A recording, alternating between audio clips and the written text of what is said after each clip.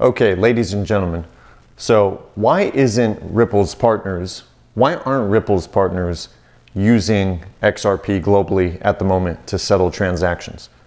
Okay, many people see Ripple's partnerships with major financial institutions, big players, banks, and the entities that actually control the monetary system. And people wonder, okay, if Ripple has all these partners and the technology is so superior and advanced for what it was designed to do, then why isn't XRP already being used everywhere with these financial institutions and big banks? And it's a fair question, but it's important to understand, like any large-scale financial innovation, adoption actually follows a sequence. And that's what I'm about to explain here.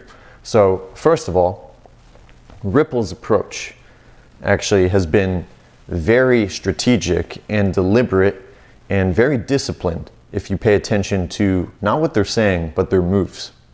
And that's critical. So their first priority, the first stage, was building the architecture, okay? The infrastructure known as the rails. And this was the first priority they had before introducing XRP into global financial systems, into the traditional banking system. So again, Ripple's priority was to build the infrastructure and the rails capable of settling institutional value globally, instantly, efficiently, and really at scale. That was the priority, and that's what they built. They built the XRP ledger, okay? And the XRPL, or XRP ledger, was not built and designed for retail and speculation, although they allow that to enhance liquidity on the network.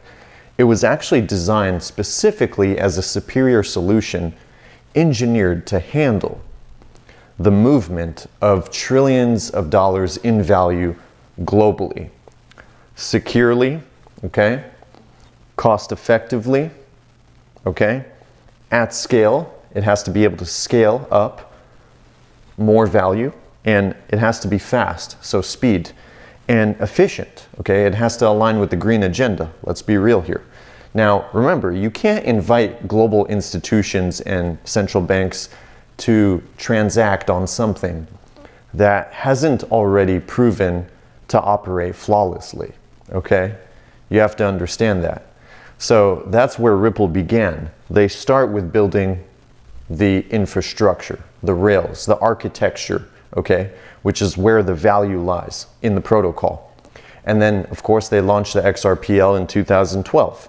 And obviously, they've been working on it way before then. They just decided to launch it in 2012. The second element to their strategy was establishing trust, and this was the strategic integration part, okay? So after building the architecture came the integration and building trust with the right entities and financial institutions that control and oversee monetary policy, like central banks and other big players, banks, payment firms, and other financial networks, okay? The idea here about building these partnerships weren't about forcing the immediate XRP usage. That wasn't their goal here, okay? Their goal was integrating and building trust. They were basically focused on embedding Ripple's technology, the XRPL, and embedding Ripple into the existing financial plumbing. This was their goal. So remember, you can't introduce a new financial standard and a new technology, a disruptive one, overnight. It starts with embedding it into existing systems. This provides reliability, okay? And essentially planting the seed for what comes next in the world as all forms of value become tokenized across global markets. So they had to plant the seed. That was the integration and building trust. Remember, in global finance, credibility always precedes innovation. So this was the key for them on the second part of their plan. Institutions need to see reliability, okay? They need to see compliance. They need to see that adopting this technology, something so new, that it has the ability to do what it was designed to do. And that's where the confidence from these central planners comes in, okay? And institutions need to trust that the XRPL, this technology, will essentially be capable of doing what it was designed to do. So this phase of integration and trust and laying the groundwork was the priority after building the infrastructure, okay? Establishing trust, providing performance, and basically preparing the ecosystem for the eventual token-based settlement, okay? Now, which is exactly what's taking place now as we speak, and it has been in the works for quite a while now. And you have to remember, large-scale financial innovations that are extremely disruptive to the monetary system don't happen overnight. They happen in stages. It's a process. They roll it out gradually as the economy transitions, okay? The third stage of their plan was to see XRP adoption, okay? And have institutional demand come into the equation naturally. So the next phase will emerge naturally as tokenization expands across global markets. Now, this is extremely critical, and I'll explain why. This is inevitable, and we're currently in the infancy stages of tokenization of pretty much everything, okay? This is the transition we're about to see soon. We're essentially entering an area where virtually every form of value, from currencies, securities, commodities, and even real-world assets, will exist on-chain and be tokenized, okay? We're talking about quadrillions in value, okay? Moving essentially through digital systems on the blockchain. This is so important to understand because this comes later. Basically, value across the globe is being tokenized, okay? That's what's actually taking place, and we're seeing the early stages of it happen, the infancy stages. At that scale, only a handful of blockchains will actually have the performance, the trust, the liquidity, and the capability due to their superior solutions to actually serve as settlement rails in the new financial system.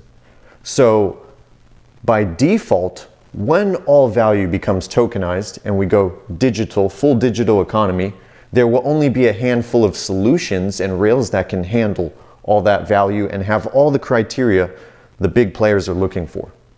And this is what will happen once the market matures. And when it's ready, the digital asset XRP and the XRP ledger, which is their network, will already be positioned as one of those options. It's been tested, integrated, and intentionally, institutionally recognized, okay? And that is the last stage of the entire strategy and the plan. So, it's not that XRP isn't being used because it failed to gain traction, okay? First of all, it is being used, just not with every Ripple partner out there. But the reason it's not globally being used to settle trillions in value and settle transactions is because Ripple understands how large systems evolve, okay?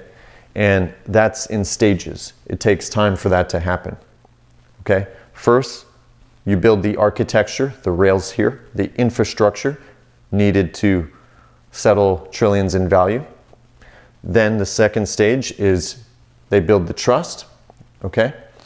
And then the third stage, obviously, when value fully moves on chain and all forms of value becomes tokenized, that's when widespread adoption actually will follow and institutional demand will increase, because this is inevitable. That's the end game. Now, I just want to say, if you want an extreme informational advantage, consider joining my new weekly newsletter. I just launched it and I'm really excited. It's going to consist of all the contrarian insights that challenge mainstream narratives and everything you need regarding macro, crypto, gold, digital assets, and really how the new financial system is evolving. Additionally, if you're looking for a secure, straightforward crypto platform so that you can buy, sell, trade crypto, or even just roll over your 401k into specific digital assets with tax advantages, then check out iTrust Capital. I actually put the link in the description. It's, in my opinion, one of the best exchanges out there, and I use iTrust Capital along with a few other ones. But iTrust Capital is a really good exchange, and I highly recommend you take a look at them. Their platform is very user-friendly. They have institutional grade security, which is important. Over 80 plus digital assets and different cryptocurrencies, and they're continuing to add more. And they actually have no monthly fees, just a flat 1% transaction fee. So I put the link in the description. Check it out if you're interested. And that's pretty much all I have for you guys today. So I hope this all makes sense, and I will continue to do maybe a few more whiteboard videos like this in the not too distant future. Have a wonderful day.